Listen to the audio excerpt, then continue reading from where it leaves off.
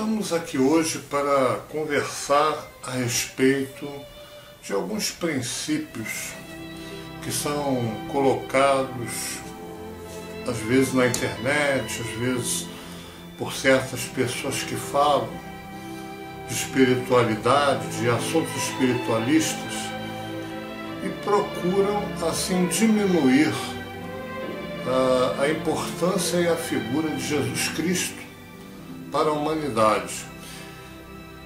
Eu não vou citar nomes aqui para não confrontar com pessoas, mas eu já ouvi, por exemplo, citações que afirmam que Jesus Cristo é um mestre ascensionado, tal qual outros mestres ascensionados, como Buda, como Sócrates, por exemplo, como Krishna, etc. Eu não tiro o valor de todos esses mestres ascensionados. Todos eles têm um grande valor, todos eles foram ícones, vamos dizer assim. Mas eu acho que Jesus tem uma importância superior a eles.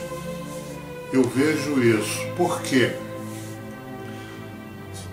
Nós vamos partir aqui de algumas premissas, né? Se Jesus, na visão dessas pessoas, era um mestre ascensionado, era um espírito altamente iluminado, e obviamente, se ele era um avatar, né, como dizem alguns, ele é um espírito altamente iluminado. E um espírito iluminado não poderia mentir, né? Se o espírito iluminado ele prega mentiras, obviamente ele não é iluminado, né? E Jesus tem uma afirmação que na verdade o coloca numa situação hierárquica superior a todos os outros, quando ele diz o seguinte: eu sou o caminho, a verdade e a vida. Ninguém vem ao Pai senão por mim. Bom, essa afirmação de Jesus faz com que ele se coloque numa condição de único caminho para o Pai, que no caso o Pai, que aí nós estamos nos referindo, é o Deus dos hebreus, que é o Deus da humanidade, que é aquele Deus único, né? Porque os hebreus eles cultuavam o Deus único. Então, na visão deles só existe um Deus. E esse Deus, Jesus, seria o caminho para o Pai. Então Jesus é como se fosse vamos dizer, o intermediário entre nós e Deus. Então, para nós chegarmos a Deus, nós temos que ir pelo caminho de Jesus. E isso também nos dá uma direção. Por quê? Jesus sabia que durante a história da humanidade iriam aparecer vários outros mestres, várias pessoas que iam se dizer condutores da humanidade. Quando ele diz, eu sou o caminho, a verdade e a vida, ninguém vem ao Pai senão através de mim, isso significa que todos os outros condutores da humanidade que aparecerem, que vierem depois de Jesus ou antes de Jesus, só na verdade serão dignos da nossa confiança, da nossa fé, se eles estiverem alinhados com Jesus, se eles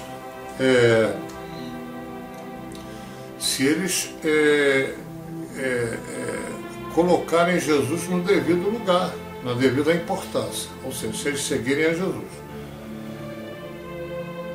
E nós vemos, por exemplo, que esses que dizem que Jesus é apenas um mestre ascensionado, eles não seguem a Jesus, eles desmerecem Jesus, desacreditam Jesus, né? Existem várias pessoas que se mostraram como condutores, que arregimentaram seguidores e que costumavam depreciar o nome de Jesus. Assim, colocá-lo, às vezes alguns dão uma importância a Jesus, mas como se Jesus fosse mais um mestre ascensionado. Na verdade, Jesus, ele supera todos os outros, né? supera todos os outros. Por exemplo, a doutrina espírita kardecista, no livro Evangelho, no livro dos Espíritos, há uma passagem em que é perguntado aos espíritos, né? Porque nós temos que entender o seguinte: toda a verdade, toda doutrina que existe para a humanidade, doutrina espiritualista ou espiritual, ela vem de revelações. Não é ninguém que chegou aí e inventou a doutrina, né? Por exemplo, se eu chegar aqui e inventar uma doutrina, começar a falar uma doutrina e as pessoas acreditarem em mim, isso aí vai ser apenas eu vou ser apenas mais um, né? Toda doutrina, na verdade, ela vem por uma comunicação do mundo espiritual, né? Assim foi os profetas. Os profetas que escreveram a Bíblia, eles escreveram inspirados pelo Espírito Santo, inspirados por Deus, certo?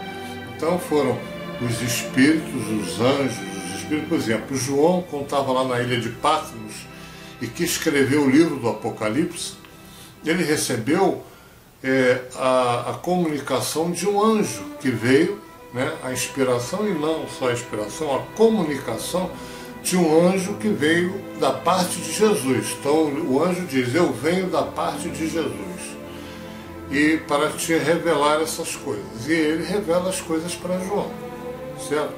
Da mesma forma, todas as outras doutrinas espirituais ou espiritualistas, elas vêm de uma comunicação do mundo espiritual, né? Assim foi também com o livro dos Espíritos. O livro dos Espíritos, ele veio através da comunicação de espíritos que eram da falange do Espírito da Verdade, ou Espírito de Verdade, né? que se intitulava Espírito de Verdade, devido ao fato de que Jesus, quando ele estava se despedindo dos discípulos, ele disse: eu vos enviarei o Consolador, que será o Espírito de Verdade. Então, esse Espírito de Verdade, ele vem se comunicando com a humanidade. Eu não vou aqui querer afirmar que esse Espírito de Verdade ele só veio em 1855, quando foi escrito o Livro dos Espíritos. Provavelmente ele já estava se manifestando antes, por exemplo, na reunião de Pentecostes. Mas os espíritos que fizeram comunicação com Allan Kardec, revelaram as verdades do Livro dos Espíritos e também do Evangelho segundo o Espiritismo e também das outras obras do Allan Kardec, se denominavam da falange Espírito da Verdade, que era um consórcio de vários espíritos, não era um espírito só. E quando Allan Kardec pergunta a eles qual é o espírito que nos serviu, que Deus enviou à humanidade para nos servir de guia e modelo, eles responderam com uma resposta bem curta: Jesus. Então, a partir deste momento, o kardecismo passou a ser uma doutrina que segue a Jesus.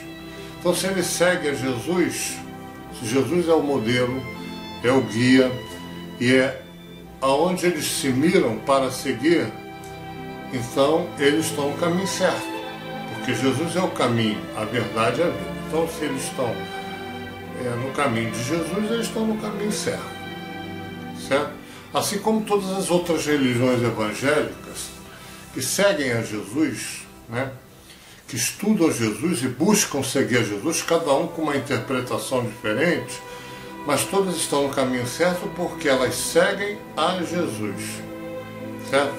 Agora, as que não seguem a Jesus, como por exemplo as religiões orientais, como por exemplo o budismo, como por exemplo o islamismo, na verdade essas doutrinas, falando por exemplo do budismo, o budismo ele recebeu um avatar, né, um mestre, que foi o Buda, né, que é Siddhartha Gautama. E se nós formos pegar, o Siddhartha Gautama, ele chegou na humanidade numa época que Jesus ainda não tinha chegado. Ele veio antes de Jesus, assim como Krishna, né? Assim como alguns outros mestres também, né? O Buda, ele não podia se mirar em Jesus porque Jesus até então ainda não tinha chegado à humanidade, ele não tinha nascido ainda. Mas a doutrina budista, ela é inteiramente igual, quase que inteiramente igual à doutrina de Jesus. Eu sinto, por exemplo, uma declaração, uma passagem de Buda que diz: seja vós também como o sândalo que perfuma o machado que o corta. Ou seja, o que é que ele está ensinando aí? Ele está ensinando a devolver o mal, devolver o bem, aliás, devolver a quem lhe faz o mal, fazendo bem, perdoando seu inimigo, fazendo bem a quem lhe faz mal. Isso aí não é uma doutrina cristã? Buda não foi um precursor de Jesus? Ele também não pregou a mesma doutrina divina, que é de fazer o bem em vez de fazer o mal, de perdoar? Sim, ele também fez isso. E assim também como Buda, outras religiões, se nós pegarmos as religiões orientais, cada uma com uma interpretação diferente, elas têm uma direção que é mais ou menos a mesma direção da doutrina cristã. Todas as que se desviam disso, obviamente, quando não são cristãs, elas não são as doutrinas corretas, que se desviam dos ensinamentos de Jesus. Se é uma doutrina que prega o ódio, por exemplo, que prega a divisão, que prega a perseguição, essa doutrina não é cristã, não é de Deus. Então, obviamente, ela não é uma doutrina que se deva seguir, certo? Agora, eu escuto aí, por exemplo, algumas pessoas falando coisas como, por exemplo, Jesus não cumpriu com a sua missão, que era libertar o povo judeu do jugo romano. Poxa, isso, quem fala isso, quem diz uma coisa dessa, é uma pessoa que desconhece por completo a história de Jesus. Eu acho que nem leu a história de Jesus na Bíblia, nem leu. Porque se lesse, ele ia entender o seguinte, 2 pontos, que Jesus declarou várias vezes: o meu reino não é desse mundo. Será que eu estou falando português claro ou existe dúvida com relação a essa afirmação? O meu reino não é deste mundo. Eu não vim aqui, em outras palavras, ele estava dizendo o seguinte: eu não vim aqui para fazer uma revolução e fazer com que o povo judeu se tornasse o povo que ia dominar todas as outras nações. Até porque o povo judeu, a essa altura, já não merecia mais isso, né? O povo judeu, por diversas ocasiões, eles praticaram atos de idolatria, eles mataram os profetas, como Jesus diz, Jerusalém que mata os profetas, né? Ele condenou, muitas vezes ele se confrontou com os judeus, principalmente com aqueles que dirigiam o povo judeu, que eram os escribas e fariseus. Fariseus é uma tribo de Israel, né? Que era uma tribo culta, uma tribo responsável pelas leis, por escrever as leis, né? Essa tribo, eles exerciam uma certa autoridade. Eles eram como se fossem assim os padres, os pastores da época, eram os doutores da lei, aqueles que os sacerdotes do templo e tal, faziam parte de uma tribo que eram os fariseus, e os escribas eram os que escreviam, eles faziam cópias manuscritas do Torá, que é a Bíblia, né? Então, a pessoa nessa época que sabia escrever era uma pessoa que tinha uma alta cultura, era um doutor, era uma pessoa culta, que todos ouviam, né? Aí Jesus dizia: ouçam o que eles falam, o que eles pregam nas sinagogas e nos templos, mas não façam o que eles fazem. Tem alguma diferença dos dias de hoje? A gente vê aí pastores hoje que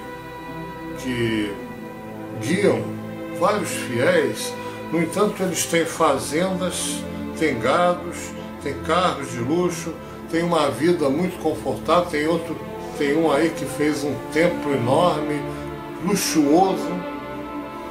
E Jesus, quando estava aqui, ele disse: não cultiveis o ouro ou a prata, as coisas materiais, coisas que os ladrões roubam e a traça corrói. Por quê? Cultiveis tesouro nos céus, onde a traça não corrói e os ladrões não roubam. Porque as coisas aqui deste mundo, por melhor que sejam, elas têm uma duração curta. Todos nós, um dia, deixaremos este mundo e iremos para a nossa verdadeira vida, que é a vida no mundo espiritual. E a vida no mundo espiritual, queridos, você não vai levar nada para lá. Você não vai levar um carro, nem um apartamento, nem um prédio, nem o dinheiro que você tem no banco, nem o caixão. Você não vai levar nem o corpo. O seu corpo vai ser destruído, a menos que você embalsame ele. Mas esse corpo embalsamado vai ser uma coisa imprestável que com o tempo vai ser destruído.